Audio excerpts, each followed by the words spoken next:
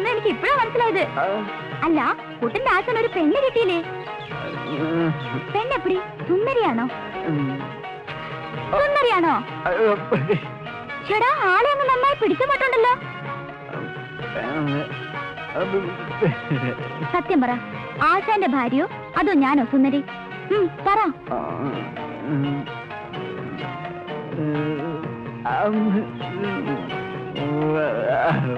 കള്ളനാ. ഇലയ്ക്കും മുള്ളിനും കേടില്ലാതെ ഉത്തരം പറഞ്ഞ് ഒപ്പിച്ചിരിക്കുന്നു.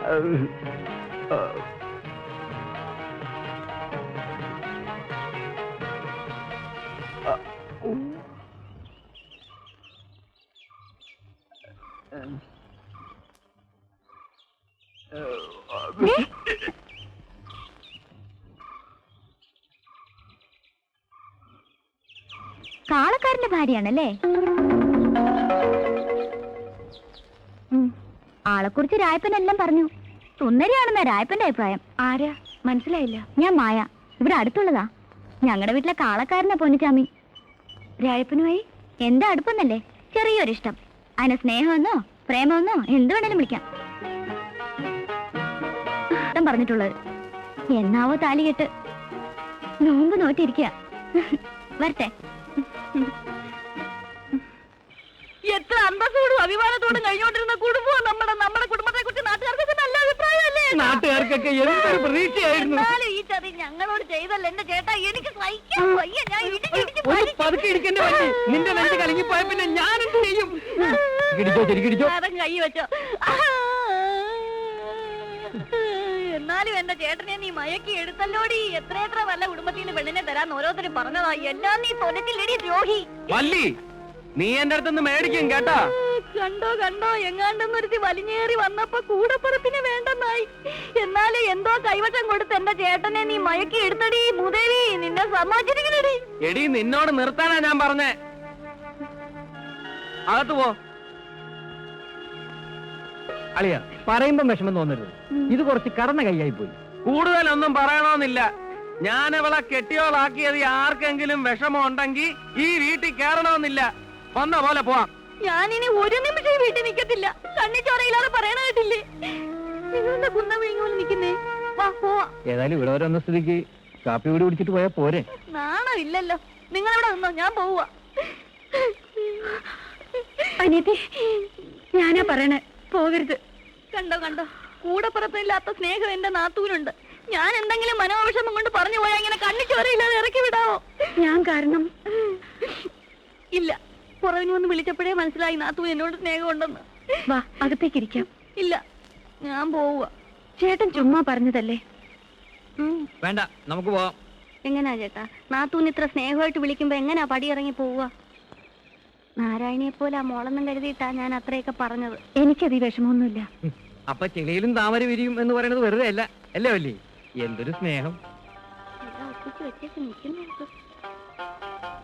അളിയോ, ഞങ്ങളുടെ തെറ്റിദ്ധാരണയൊക്കെ മാറി കേട്ടോ. അളിയന് ചേർന്ന പെണ്ണ് തന്നെ. ഇനി അകത്തോട്ട് കേറാലോ? കേറാല്ലേ? ഈ അളിയന്റെ മൂക്കത്താ ശുണ്ടി.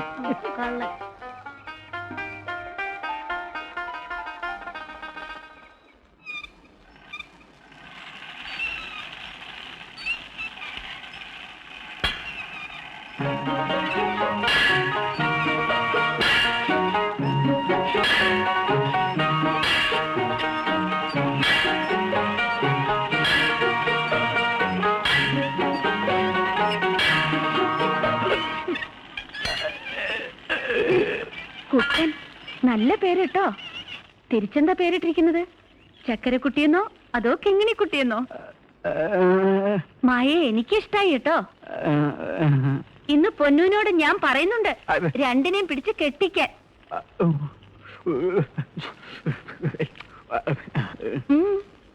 മെത്തയിൽ മുല്ലപ്പൂ വിരിക്കുന്ന കാര്യം ഞാൻ ഏറ്റു.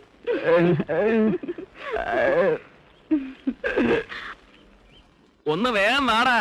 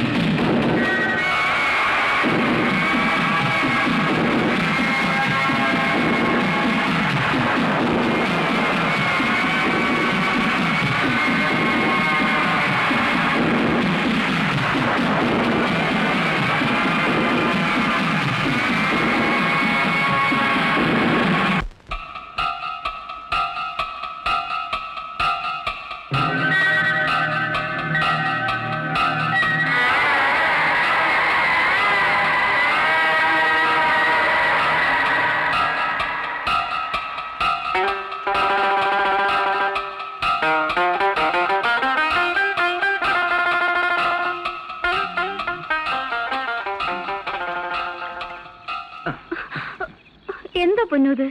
കള്ള്, നല്ല അന്തിക്കള്ള. നല്ല ഉഷാറോടെ വന്നപ്പോഴാ പെണ്ണിന്റെ ഒരു ആലോചന. എന്താ ഇത്ര ആലോചിക്കാൻ? 10 ദിവസം തികയണതിന് മുമ്പ് എന്നെ മടുത്ത. ഈ കിന്നാരം കള്ളത്തര. കാര്യം പറ പെണ്ണെ. പറഞ്ഞ കറിവിക്കോ? അപ്പൊ ഗർവിക്കാനുള്ള കാര്യ. പെണ്ണ് കാര്യം പറ. അല്ല, ഈ കാലിപ്പണിയൊക്കെ നിർത്തി മറ്റെന്തെങ്കിലും നല്ല പണി ചെയ്തൂടെ എന്റെ പൊന്നൂന്? അപ്പൊ അതാണ് കാര്യം. പെണ്ണിന് നാറ്റം വന്ന് തുടങ്ങിയെന്ന്. അതുകൊണ്ടല്ല, അവറ്റവളുടെ കരച്ചിലും പുളച്ചിലും കാണുമ്പോ ശാപം കിട്ടുമെന്നൊരു പേടി. ശാപം? കൊളുത്തിയൊരു ശാപം. പെണ്ണിന് വിവരം ഇല്ലെങ്കിൽ ഞാൻ പറഞ്ഞു തരാം. കാലികളുടെ കുളമ്പില് ലാടനടിക്കുന്നതേ അവറ്റകൾക്ക് നല്ലതിനാ. ഒരുപാട് ദൂരം നടക്കണ്ടേ, കാല് വേദനിക്കത്തില്ല. പിന്നെ മൂക്കുകയറിടുന്നതും വരിയുടയ്ക്കുന്നതും ചില ചമ്മാടി കുട്ടന്മാരെ ഒതുക്കാനാ. മനുഷ്യന്മാര് ഓപ്പറേഷൻ ചെയ്യാറില്ലേ, അതിന് ശാപം കിട്ടുവോ? പെണ്ണ്, നീ വിചാരിക്കണ മാതിരി ഒരു ശാപം കിട്ടണ പണിയല്ല, ഒരു തൊഴിലാ. പൊന്നുച്ചാമിയുടെ ചോറാ.